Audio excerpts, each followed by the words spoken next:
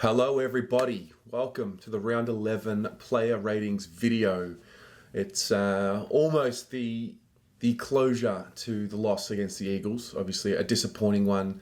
Doing the player ratings video a little later than the player review. Usually I do them pretty quickly in succession of each other, but I felt like it was necessary to sleep on it a little bit and just chill out a little bit and then get these done. If you're new here, so what I like to do with these player ratings, I like to start the conversation with what I believe to be my player ratings, and I want you guys to finish the conversation in the comments. There are certain things that I'm obviously going to be missing, because everyone watches the game differently and at different speeds, and also because I wasn't at the game. So I really do encourage you to add to these as well. And I do really enjoy these. These are part of my therapy for games. It's been a couple of years now since I've been doing these, and I just find they allow me to understand the game a lot better, particularly when we have that discussion as well. So let's start in the back line. Sam Petrevski, Seaton, Jacob Wiedering, and Lockie Plowman. Now Samo, interesting one for Samo. Great tackle early in the game, 8 minutes 42 to go in the first. And then there ends up being that ridiculous holding the ball decision against him, and it's going to be replayed all throughout the week. It was even showed on official Twitter pages and Facebook pages and Instagram pages. 7AFL have put it up there. I mean, no prior opportunity. It's just one of those ones that hasn't gone our way, and it just hurts us so much more because we don't end up, we end up getting a goal kicked against us after it. The 50-metre penalty is something I think he gave away. I'm not sure exactly what it was for. I think it was for something he said to the umpire, so that's kind of on him, but very stiff. Second quarter, he misreads a spoil, 5 minutes 30 to go. There was a good mark that he took in the fourth quarter, and then there was a moment in the fourth where he was a little bit too timid going for the ball with 2 minutes 10 to go, and Samo's game for me was interesting. After that first decision against him where he was pinned holding the ball, there was another moment where he was pinned for a second time, and you could sort of tell he took that split second to think about it. I don't know whether he was thinking about, do I pick this ball up? Or whether he was thinking about, do I have contact near me? And he got pinned again, and it's a struggle for him at the moment.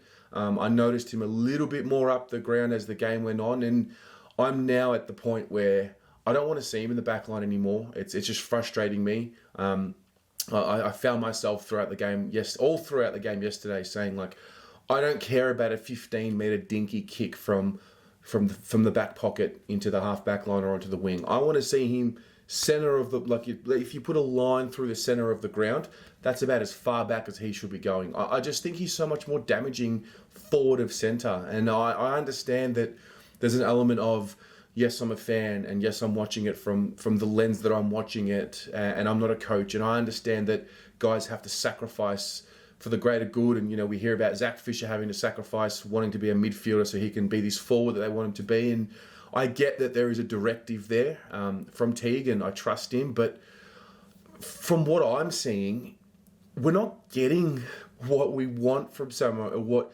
his best football is, if he's playing in this half-back line, I believe anyway. So, yeah, I don't know, just got to roll with it. Teague knows what he's doing, I guess. So I gave Samuel a pass mark for his game. He had the 14 touches. Actually was one of only 5 people to go at above 70% with his disposal.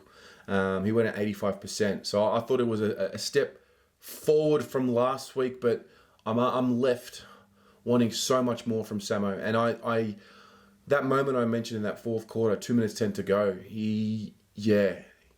in that first game for the year, he was attacking the football with a ferocity.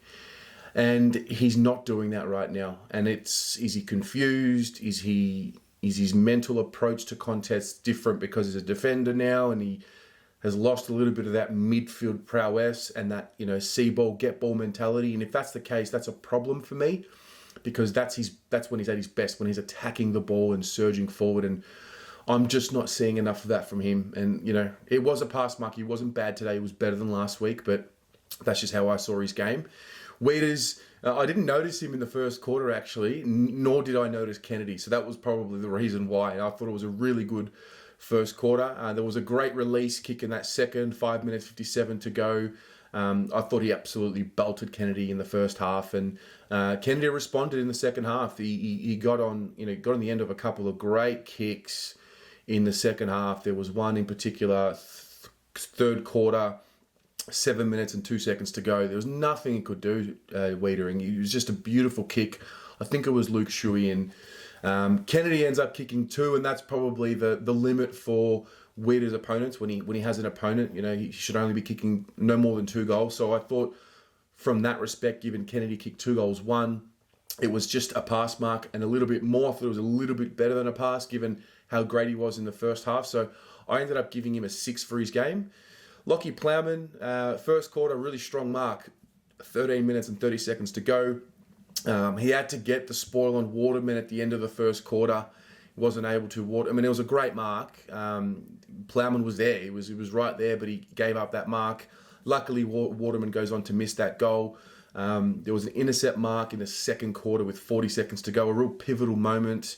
There was an important passage of play in the third quarter, 7 minutes 24 to go. Pressure on Jamie Cripps, who ended up kicking it out in the full, and he needed to put that pressure on, so that was important. He concedes a mark to Darling for a goal, for his second goal with 2 minutes to go. Sorry, his goal with 2 minutes to go in the third quarter. And there was an errant kick in the fourth quarter, 8 minutes 53 to go. It was a turnover. He was a little better than last week, I thought. I thought he was quite down last week. I couldn't find myself to give him anything more than just a pass mark for his game. He's shown he's a lot better than what he was yesterday. He had that 3-week stretch of form where he was really, really good, and it didn't look anything like that for me. So I gave him a pass mark for his game. Half back line, Doherty, Jones and Simpson. Doherty was another one, quiet early, organising the defence, and I understand that that's probably something I definitely don't get to see while I'm watching on the screen, what he's doing behind the ball and organising guys. But like I said, quiet in the first half in terms of possessions. He's an interesting one. So his game yesterday ends up with the 12 touches at 66%. The way he played yesterday, and probably the way he's played for the last 2 to 3 weeks, is the Sam Doherty that I pictured this season. I pictured him being a little, probably a step or 2 steps back from what he was in his All-Australian year, and he's playing right now exactly how I pictured him playing for the year, and I understood that.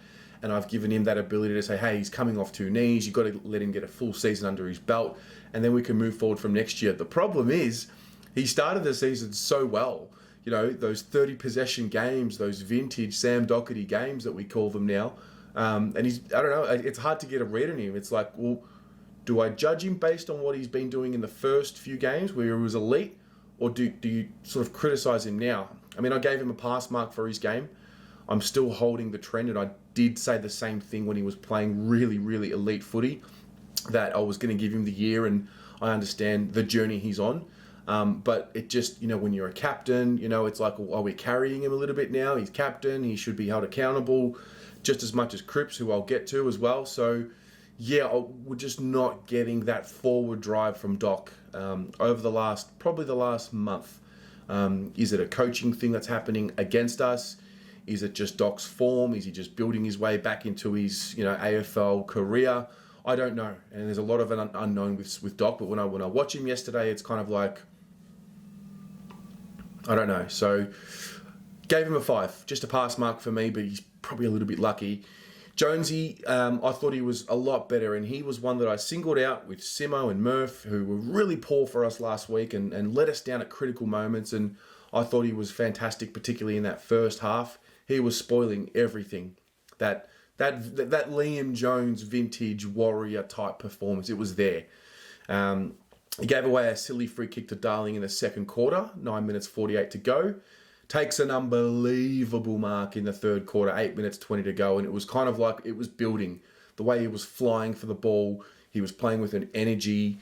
He really responded after a couple of down weeks, let's be honest. And I was rapt that, I backed him in a few weeks ago. Over the last few weeks, I've been saying, he'll turn it around. I back him in because he plays with an effort and an energy, and it's going to turn around. So I thought that was good. Risky kick in that fourth quarter. 11 minutes to go. He was very lucky not to turn it over. And look, it was one of those offensive kicks, and Teague talks about if the players think it's there, he wants them to take it. So I understand that. Luckily, the West Coast player dropped the mark, and we ended up, I think Willow picked it up and surged it inside 50. But it was a risky kick, and then he takes another strong mark in the fourth. 5 minutes and 12 to go. I was really, really pleased with his game. There were obviously a few errors in there and whatnot, but I actually thought he had a pretty good game yesterday. I gave him I was tossing between a 7 and an 8. I felt like 7 was appropriate. That's just my gut feel, but I wouldn't be arguing too hard against an 8 for Jones because I thought he was really solid. Simo, first quarter, really good. I thought him, Jones and Murphy, who I singled out, as I said, I thought they showed a lot in that first quarter. Great intercept mark with 2 minutes 43 to go in that first quarter, which was a pivotal moment. And then there was one of those, vintage, inspirational Cade Simpson marks, third quarter, 15-10 to go. And to be honest, he fizzled out. And, he ends up with the 13 touches, goes at 76%.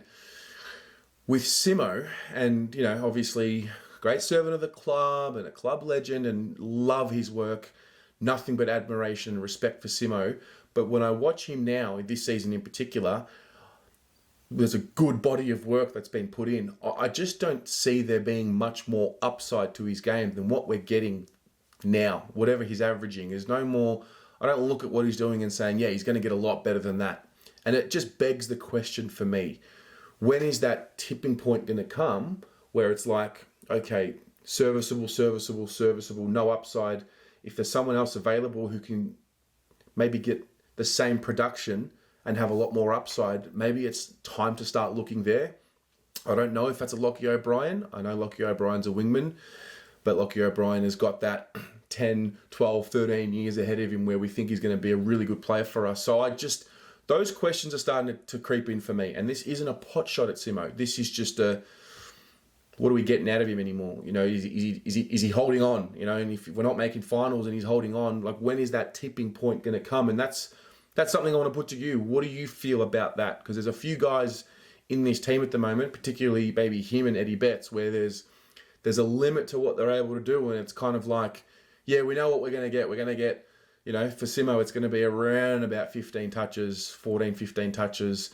For Eddie Betts, we know it's going to be around about 10, 11 touches and maybe a shot or two on goal. And it's kind of like, well, when do we start looking ahead now? When do we start looking at those positions and where we can really improve for the future? And that's just how I feel. These are the thoughts that creep into my mind when I think of Simo.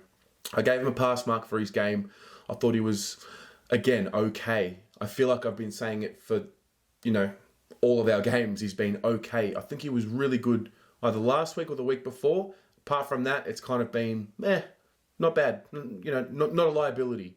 So that's just how I feel there. And maybe it's okay for him to just be a role player now. And I don't know. That's just, these are the thoughts. These are the thoughts coming in my head. Walshy thought a great positioning in that first quarter for his goal. That was a really important moment. It's definitely something he's brought to his game this year. He's in a new role. He's not on ball anymore. He's on that wing. And to be able to generate goals from that position is tricky and it's difficult. It requires a real work ethic and it requires good positioning and footy smarts, and he's got that. He ends up with the 20 touches, goes at 65%. He tackles, 4 tackles, 5 marks, kicks the goal. I gave him a 7 for his game.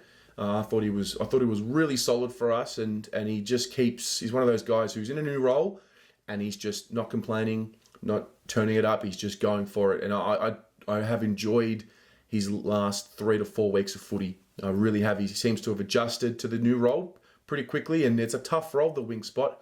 I listened to Mitch Robertson's podcast. It's one of those positions where sometimes you don't get the ball. You've got to run all day. You've got to make 100-meter sprints all day, and sometimes you don't get rewarded with the ball. But Walsh is getting rewarded with the ball. He's getting rewarded with goals, and it's great to see. So well done to Sam Walsh. Cripps, he irritated me yesterday, and let me explain. Let's go through his game. He started forward, which was a pleasing sign. It was promising. He was solid at stoppages early.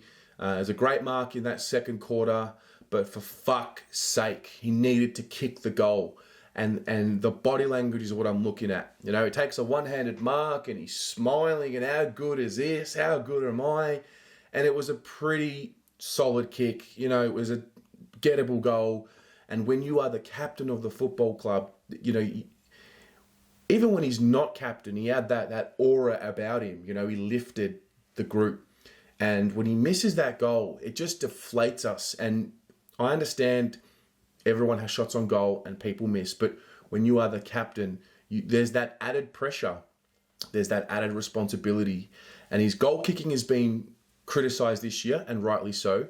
There was a point in time as he was growing into the peak of the player that he is, where the goal kicking was an issue. And I believe it might have been 2017 or 2018 where he started to put him through and kick straight. And it was kind of like, oh, all right, well, he's elevated that. But that look of, hey, look at me, I took a great mark, and smiling and then missing the fucking goal, it's not good enough. Third quarter, he tackles Nick Nat, 1 minute 30 to go. Don't know how it wasn't holding the ball, very stiff. I think right before that, there was a moment where kick goes central to the goal square.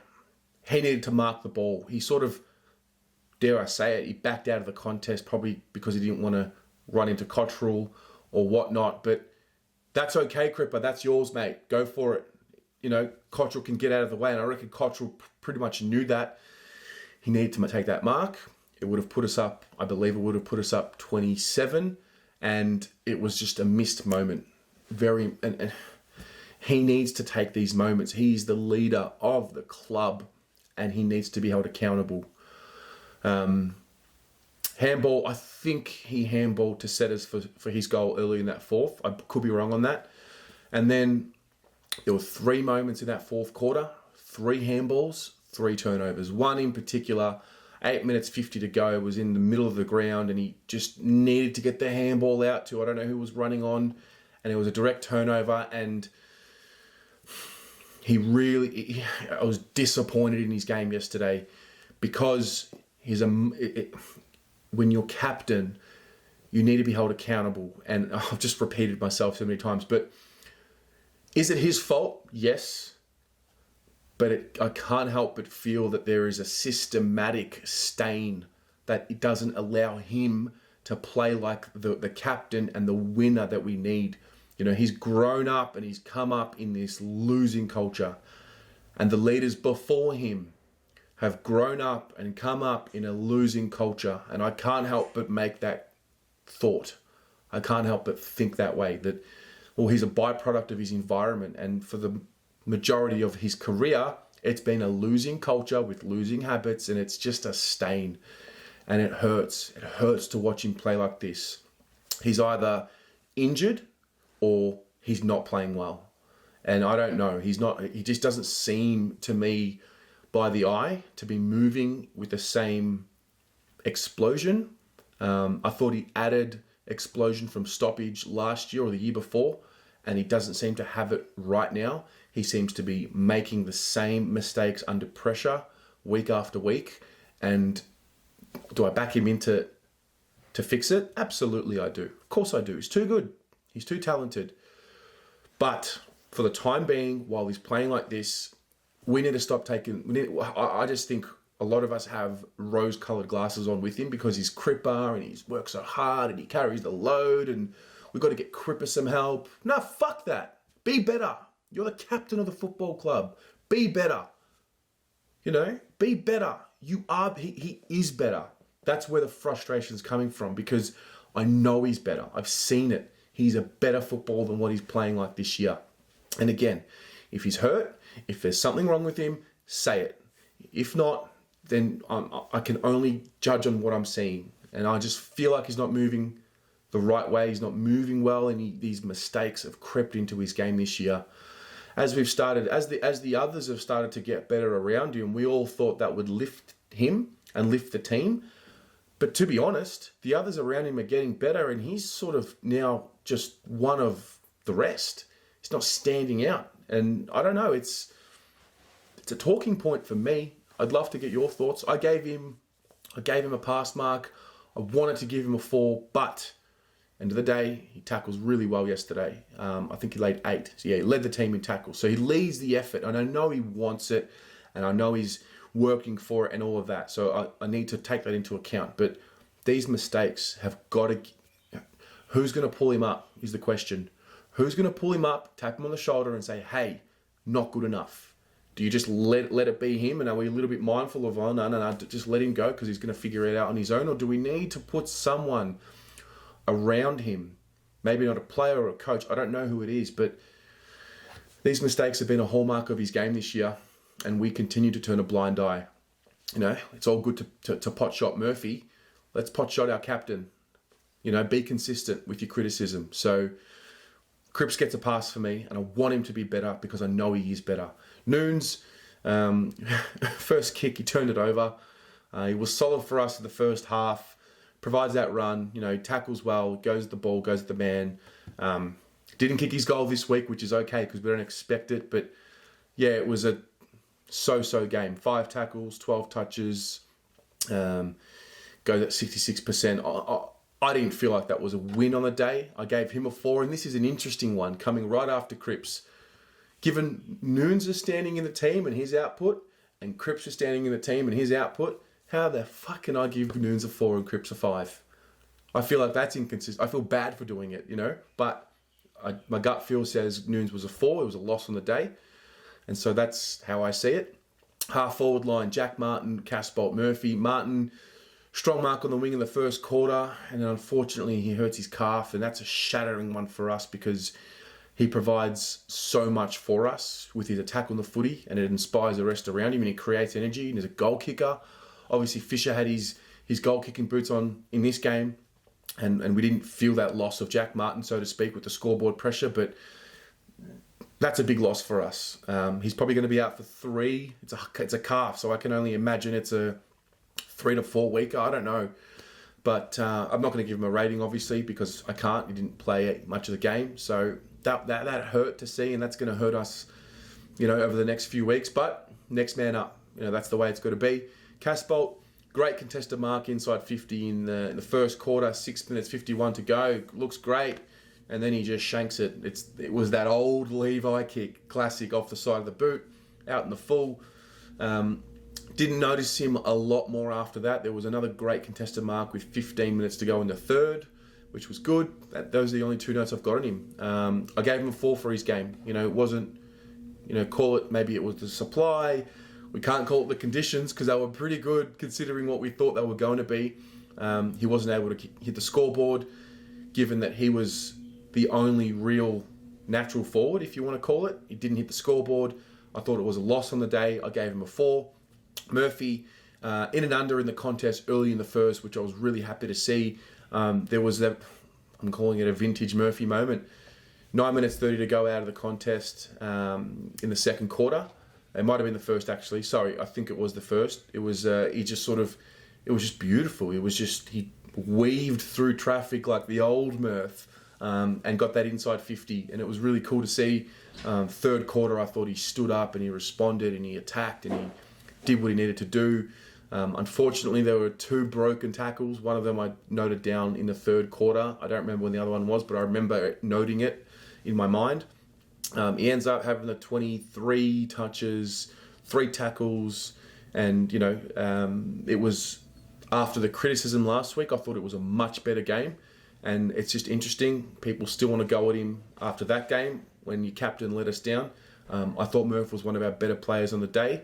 I gave him a 7 for his game. And for the most part, it was because of how much better he was than last week when he really let us down. So there were still some mistakes in his game yesterday, but I thought there were a lot more good than bad yesterday. So, and if he's getting 20 plus, then that's fine. Then he's that ball winner that I was talking about. So if he's not getting that 20, he's got to be doing it in another way. But he did get that 23. So happy with that. Forward line, Eddie Betts, Tom De Koning, and Zachy Fisher. Eddie Betts, he was around the stoppages. I noticed he wasn't just playing predominantly as a forward. He was up the ground. I even saw him on a back flank at one point. Great assist for Fisher's goal in the second quarter. An opportunity to potentially kick a goal in the third quarter with 9 minutes 37 to go. It was just sort of a quick kick out of a a bit of congestion. He misses that. And, overall, what's he had? He's had the 11 touches, a shot on goal. He misses it, lays 4 tackles. I thought the pressure was there, and what he's able to do this year is something that whatever the small forward role was doing last year, they weren't able to do. And that is, if it's not your game, if you're not hitting the scoreboard, you've got to be putting the pressure on. And I believe Eddie Betts did put the pressure on, enough of the pressure, and he's been doing that all year. But ultimately, it falls into that category with Simo. It's sort of, he's going. He's capped. There's no upside there, I know he's had a game this year where he kicked 3 or 4. That was good. But we're talking about 3 weeks in a row, I believe it is now, with no goal. And it starts creeping in, that not that doubt. And, love Eddie, what he does for the team, on field, off field, happy, energetic. He's a good human being, and I don't regret getting him at the club. But again, is that moment going to come where it's like, okay, we're not going to be playing finals? I think we're still mathematically a chance, so there is that. But we're not going to be playing finals. Is that the time to start putting in Owies or Honey or guys like that? And these are the thoughts that are creeping in as we are 4 and 6 now. And so I don't think we drop him, but I think we're getting closer to that moment. And when's that big call going to come?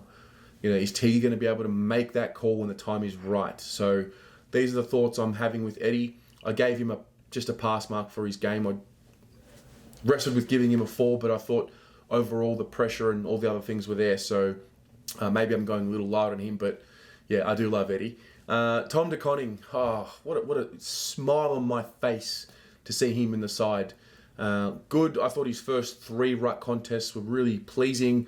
A great clearance from the ruck in the second quarter, 5 minutes 10 to go. I found myself saying, good job, Tom. Good Tom. Good Tom. How good's this? And then second quarter, the stretch when Pitternet went off in that second quarter with the finger, I think he hurt it. I don't know if he broke it or whatever it was. That stretch from, let's say, 5 minutes into the quarter to half time, I thought he actually got on top of Nick Nat. Dare I say it? Thought he really started to get on top. Great tackle in the third, 13-32. How was it not holding the fucking ball? Is it because it was his third game and he didn't have the big name behind him and the reputation? I felt a little bit of that. I was rapt. I got goosebumps. Like, I'm rapt to have him in because he's obviously that project player.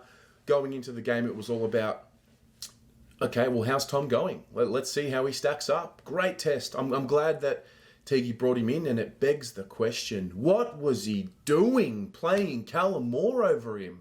Goodness fucking me. Are you mad? Get the kid in. What was he thinking playing Callum Moore over... Maybe not playing him, but how did Callum Moore get the first crack at it out of the two of them? How did that happen? I found myself asking that question, and again, I'll always take that step back because I don't really know what's going on in the 4 walls, and I'm not a coach, and so, there is that limit, and I will stop. But I just found myself asking that question, why did we not play Tom over Callum Moore to start with? But it is what it is. He's in the side, and I hope that he stays in the side. Because for me, with Tom, by the way, I gave him a 7. For me, with Tom, it's all about, okay, well, is he able to compete for 4 quarters in a game without looking a little lost? And I saw that yesterday, and therefore for me, he's in. That's it. It's get him in, keep him in. Pitternet, I'll get to him, but maybe I'll wait for Pitternet. But rap for Tom, the leaping ability, the ability to compete with Nick Nat in that second quarter. The one thing about his game, he's got to take those marks, and that's where there's probably that development to come. But he's got to be just sticking those marks, and that'll be it. He's got to take 2 or 3 or 4 a game, particularly that one on the wing. He might have been a little fatigued. It was just a chest mark and he dropped it. That's probably a sign of a guy who's not played at the level for a long time, and I'm sure that'll come. So rap with Tom. I'm happy for him, and I'm just a little relieved to see that, okay, well, there's been some development, and I've sort of said in the season preview that by the end of 2020, I want him to be in the side. And then by 2021, round 1, Tom De Koning starting ruckman. That's what I want to see personally. So that's how I saw that. Fish, Another one. Gives me a smile to say his name. Great goal early. That's what he can do. Second goal is even more exciting. He was patient and he trusted Eddie to win the ball. It was a positioning thing. Just smart footballer. Didn't have that everyone jump in for the ball. He was just intelligent. He sold candy with 6 minutes to go in that second quarter, and I noted here in Capital, it was great to have him back. Third goal, another comment here in Capitals, my fucking boy.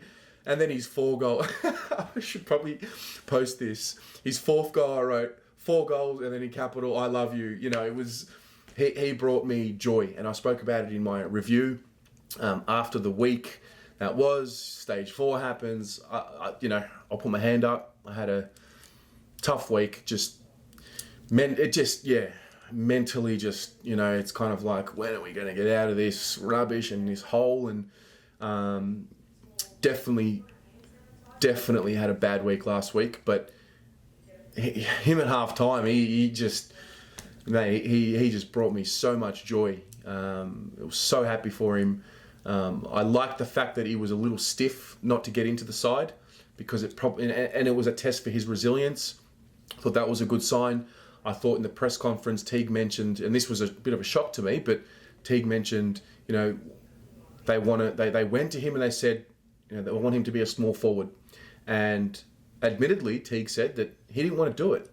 And then something happened. The isolation period happened. Teague said that Fisher called him. If you haven't watched the press conference, it's a non-negotiable. Fuck my review. Go watch Teague's review.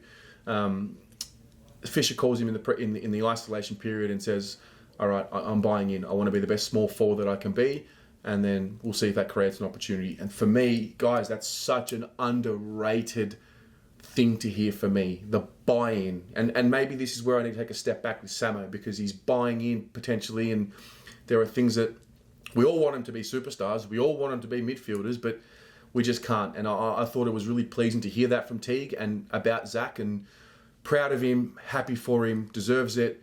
In our best 22, I've always felt that, and I just hope that he can continue to play like, maybe not 4 goals a game, but if he's going to be a small forward, I think he's crafty enough. I still want to see him have patches on the ball, and I think with Jack Martin out of the team, I think he'll get enough midfield touches now. But yeah, stoked for him. I gave him a 10. I mean, you mad?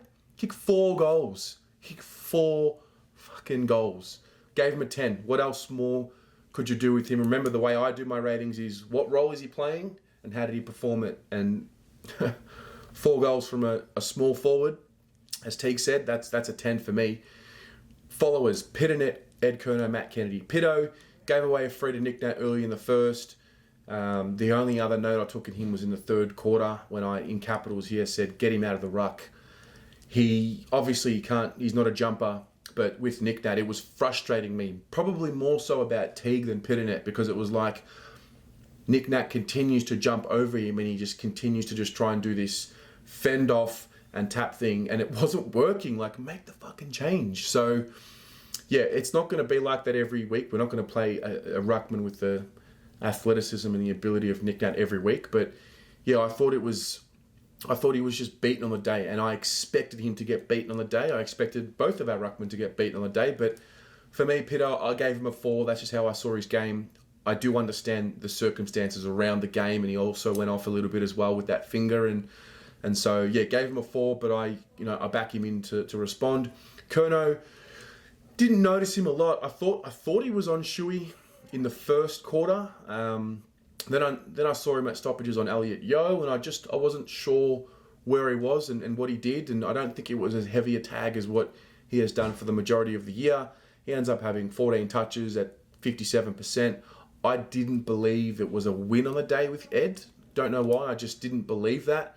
What I take into account his tackling, which was 4, so it wasn't like he led the team like last week, so I gave him a 4 for his game, just below a pass mark. Matt Kennedy, he brought me joy, a lot of joy. Strong tackling early. I thought, I said it again in the second quarter, I thought he was solid at stoppages. A great intercept contested mark in the second quarter with 10 minutes 21 to go. A very strong mark in the second again with 7:16 to go. I thought he had a phenomenal first half, and he had those moments, those marking moments. It was so pleasing to see. Inside 50 for Fisher's goal. I think that would have been the third quarter. And then another strong mark with 6 minutes to go in the third. I was wrapped with him, wrapped with what he put together yesterday. He had the 13 touches, 5 tackles. He went at 84%. He's a guy that gets knocked for his disposal. I thought he was great. I gave him an 8 for his game. He played with like an aura. He played with this, like when it was his moment, he took it every time. It was so pleasing to see. So well done to Matt Kennedy, and he's now played more good games than not, and he's sort of gone ahead of the ledger, and I'm happy for him to stay in the side. So I'm pleased with him. Interchange bench, Willow, Gibbons, Setterfield, and Cottrell. Willow, I didn't notice him in the first quarter. He had the one handball. Second quarter, shit handball with 14:58 to go. Shepherd ends up kicking a goal. And then he made up for it straight away, which was the pleasing thing for Tom. And that's been a bit of a hallmark of his game this year for me. When he makes a mistake, you can tell it hurts him and it stings him. And he's got that resilience to get back up. He made up for it with a dashing kick, 14 minutes, 20 to go in that second. Intercept mark in the second quarter, 13 minutes, 25 to go. I thought he was well within his rights to take that shot. He misses it, unfortunately. That would have capped off a pretty solid day. He falls over again. I've been saying it every week. I've been asking if you guys have noticed that he's falling over, and he did it again. Fourth quarter, 15 minutes, 35 to go. He just needed to keep running. I think he tried to sort of turn inboard, and he slipped, and it fumbled, and it turned over, and it wasn't great. But I enjoyed, after that, more of his dash, and he showed a lot more than what I've seen. I thought that was one of his better games, to be honest. He has the 13 touches, 6 tackles. I thought he was solid. I gave him a 7 for his game. Gibbo, he was quite early again, another one. He had the one handball in the first. Great goal in the second. He took his moment, and I thought, okay, well, he's starting to build here. He ends up with the 6 touches, kicks a goal. Yes, well done on the goal, but 6 touches, absolutely nowhere near good enough, especially when Jack Martin comes out of the side with an injury. Not good enough. I gave him a 3 for his game, but he's had a good year, really good year. That was his worst game for the year for me. So I gave him a 3. Setterfield, I thought he tackled really early, tackled well early in the game. I thought it was a solid enough first half. An inspirational tackle in the third with 12 minutes 31 to go. Amazing goal in the fourth, 15-10. That was a really, really important, pivotal moment for him. I was pleased with that. He ends up with the 15 touches, 7 tackles. The problem with his game is he goes at 46%. So he didn't use the ball very well. I have a 7 here for his game, but I feel like it should be a 6. So, I'm weak as piss. I'm fucking weak. I'm giving him a 6. It was definitely a good game. I think the goal is what just, gives me the want to give him a 7, because I thought he competed really well. So I've just cooked myself in the head. It's either a 6 or a 7. You guys can pick. Go for it. And Matty Cottrell, the debutant, he had the one kick in the first quarter. Great contest in the second. I think it was the first quarter. No, it was the second quarter. It was a great contest, 14 minutes, 35 to go.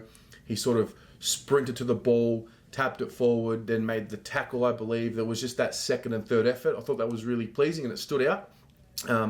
He was outmarked by Gaff in the fourth quarter with 7:40 to go, and that was probably a learning experience for him. What I liked about his game was that when he got tackled, I was a little worried about the frame of him and him just getting thrown around. But when he got tackled, he was able to stand up and not go to ground. And I saw a guy who played with a real care factor yesterday, and that was pleasing. He had the 9 touches. I thought he was all right. I did. I gave him a pass mark for his game. I thought he was all right. I think there's something to work with there. I was one that I haven't seen much of him. And, Nick from the Cheer Squad, early in the year, I'm talking like January, maybe even before that, he said that Cottrell will play games this year. And I remember seeing that and thinking, gee, he's gone out on a limb here, Nick. But he was right. He obviously saw something in him. He's a goer. I like it. He's a goer. We're going to need him to generate offense. We're going to need to worry about his disposal efficiency going forward. It's going to be, obviously, with anyone that plays in the side. So I hope he stays in the side. I really do. I think he should be given 2 or 3 weeks. Let's see what he's really about, and let's go from there. So gave him a 5. Guys, that's my player ratings. Now, on to you. finish it off. Add some comments, put some detail in there. Some of you like to put your own ratings as well. By all means, go for it. Put all players in there and go for it. My man Wildy loves to do it. Lek Dog, Lek and Fairest. I'm looking forward to that, mate. Anybody else wants to put their ratings, put them in there.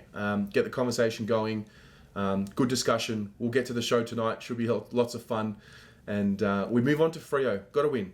It's a must-win game. It's a winnable game and it's a must-win game. But we'll talk about that as the time comes. Have a great week, guys. Go the Mighty Blues.